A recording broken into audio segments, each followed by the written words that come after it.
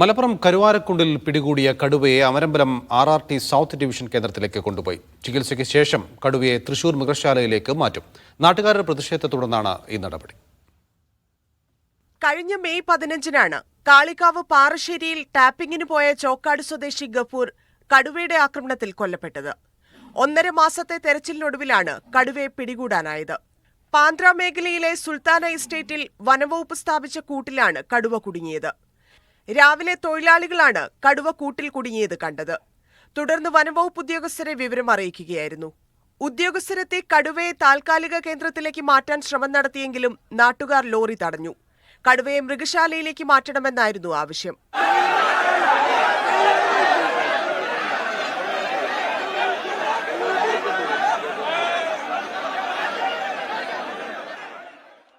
ഇതിനു പിന്നാലെ കടുവയെ അമരമ്പലം RRT സൗത്ത് ഡിവിഷൻ കേന്ദ്രത്തിലേക്ക് കൊണ്ടുപോയി. ചികിത്സയ്ക്ക് ശേഷം തൃശൂർ മൃഗശാലയിലേക്ക് മാറ്റുമെന്ന ഉറപ്പ് ഉദ്യോഗസ്ഥർ നൽകി. ഇതിനുശേഷമാണ് നാട്ടുകാർ പ്രതിഷേധം അവസാനിപ്പിച്ചത്. കടുവ കൂട്ടിലായത് ആശ്വാസകരമാണെന്നും കടുവയെ കാട്ടിലേക്ക് തുറന്നുവിടുന്നത് പരിശോധിക്കുമെന്നും വനമന്ത്രി AK ശശീന്ദ്രൻ പ്രതികരിച്ചു. മറ്റ് പരിശോധനകൾ നടത്തിയതിനു ശേഷം വനംവകുപ്പിൻ്റെ തന്നെയുള്ള വന്യജീവി സംരക്ഷണ കേന്ദ്രത്തിലേക്ക് മാറ്റണമോ അല്ല ഉൾക്കാടിലേക്ക് വീണ്ടും അയക്കണമോ എന്ന കാര്യമൊക്കെ ഒരു വിദഗ്ധമായ ആലോചന നടത്തിയിട്ട് മതി എന്നൊരു നിലപാടാണ് സ്വീകരിച്ചിരിക്കുന്നത്. മലപ്പുറം മണ്ണാർമലയിൽ വീണ്ടും പുലിയെ കണ്ടു.